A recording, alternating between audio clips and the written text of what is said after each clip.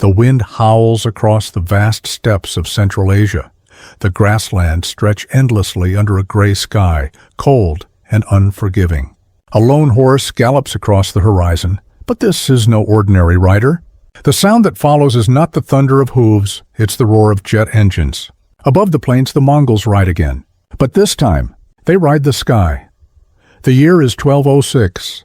The Mongol tribes, once divided, now unite under a single name, Genghis Khan. History remembers him as the man who conquered more land than any other. But imagine a world where his armies didn't ride horses, they flew. A world where the Mongol Empire had access to 21st century fighter jets, drones, and satellite surveillance. The earth itself would tremble. The story begins on a cold dawn. Genghis Khan stands atop a mountain ridge, his gaze fixed on the horizon. Below him, his generals gather, dressed not in furs and leather, but in flight suits.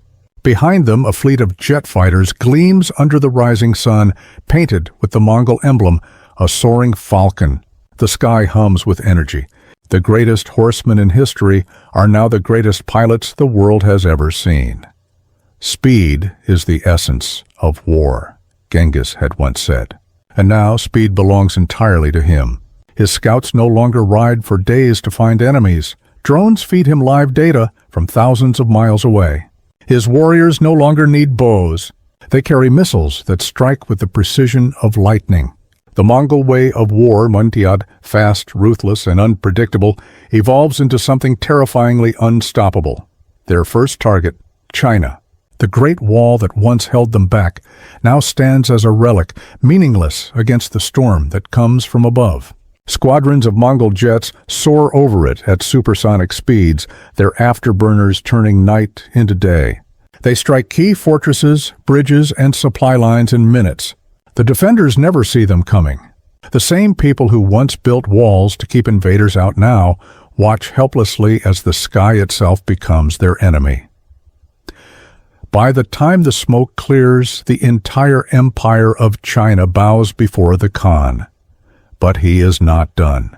His hunger is endless. His empire expands westward, across Persia, India, the Middle East. Fighter jets refuel midair, drones scout ahead, and transport aircraft deliver troops to every front within hours. The Mongols no longer need to ride for months across deserts and mountains. Their reach is global. Their dominance, absolute. But power, as always, breeds defiance. The caliphates of the Middle East unite their forces, creating the largest anti-Mongol coalition in history. They have tanks, missiles, and radar systems, but nothing can match the Khan's aerial strategy. From the skies, the Mongol Air Force rains destruction with surgical precision. Ancient cities that once resisted his ancestors now fall within days. The Mongol banner flies over Baghdad, then over Constantinople. Within a few years, Genghis Khan controls 2/3 of the planet. Yet even for him, the thirst for power is never quenched.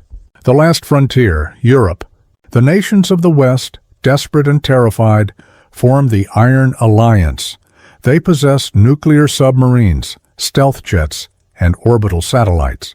The final war for the world begins. The skies over Europe ignite with chaos. Mongol jets, painted in desert camouflage, clash with advanced Western aircraft in dogfights that stretch from the Mediterranean to the Black Sea. Missiles weave across the sky like fiery serpents. Cities go dark. Power grids collapse. The world teeters on the edge of annihilation.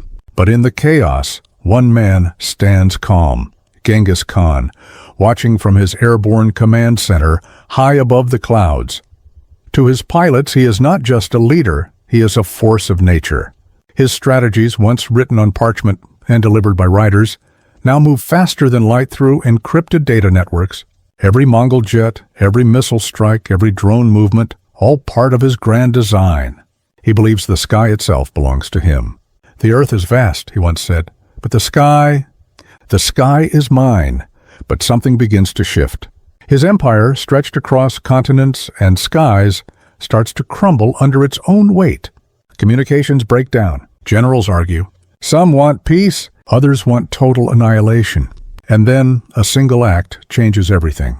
One of his own commanders, fearing the Khan's growing madness, launches an unauthorized nuclear strike on Moscow. The blast lights up the horizon. Millions perish. The world holds its breath. In the aftermath, the skies grow silent. The winds carry radioactive dust across continents.